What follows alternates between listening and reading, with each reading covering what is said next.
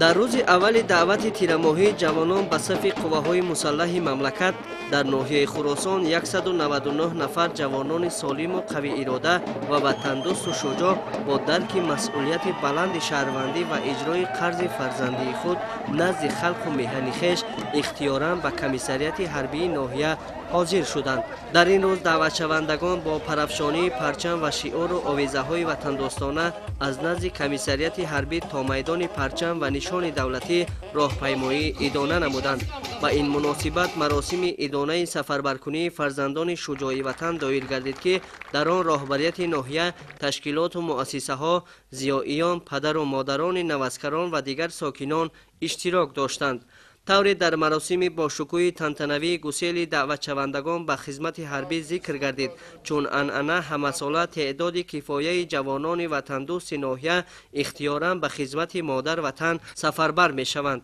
راهبریت ناحیه خراسان از آمادگی وطندوستانه دعوت شوندگان جهت خدمت حربی در صف قواهای مسلح وطنمان اظهار منتداری نموده، سهم پدر و مادران، رئیسان محله ها، جماعت های شهرک و دهات، مؤسسه های تعلیمی و دیگر مسئولان مربوطه را در تربیه جوانان در روحیه وطندوستی و حس مسئولیت شناسی آنها در حفظ مرز و بوم کشور مهم ارزیابی نموده، تاکید داشتند که محض در این زمینه در روز نخستین معرکه مهم سیاسی دعوت تیرماهی جوانان به خدمت حربی از حساب جوانان با ننگ و ناموس نقشه دعوت را 100% اجرا نمودند. در مراسم تنتنوی جوانان همچنین پدر و مادران آنها سخنرانی نموده با افتخار و سرفرازی از تصمیم‌های فرزندانشان برای ادای وظیفه مقدس خویش ابراز داشتند که خدمت به وطن قرض مقدس شهروندی محسوب یافته، مسئولیت در حفظ مرز و بوم میهن را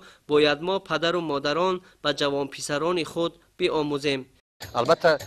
حمایه مرز و بوم وطن این وظیفه مقدس هر یک جوان، هر یکی از فرزندان ما است و ما با افتخار امروز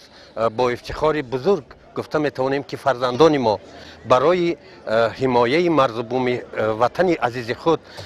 همیشه آماده هستند، زیرا این وطن را جوانان ما، فرزندان ما اگر محافظت نکنند پس کی میتواند که محافظت کند؟ در این روز همچنین از میان خود دعوت شوندگان عده از جوان پسران سخنرانی نموده نزد پدر و مادران و اهل ضیاعیان و دیگر همدیاران خود قول دادند که برای محافظت تاجیکستان عزیز آماده بوده همه هستی خود را بهر ثبات و آرامی وطن خود میبخشند. قابل ذکر است که همه ساله با مقصد هوسمندگردانی جوانان سین دعوتی با ابتکار مقامات اجرایی حاکمیت دولتی ناحیه خراسان کورس رانندگی و دیگر کورس‌های آموزشی تشکیل کرده شده است که در آن 74 نفر جوانان رایگان تحصیل نموده صاحب شهادتنامه تخصصی می‌گردند. در وضعیت تنتنوی به 199 نفر جوانان اختیاراً حاضر گردیده شهادتنامه و تحفه‌های تأسیس داده شده مقامات اجرایی حاکمیت دولتی و کمیسریت حربی ناحیه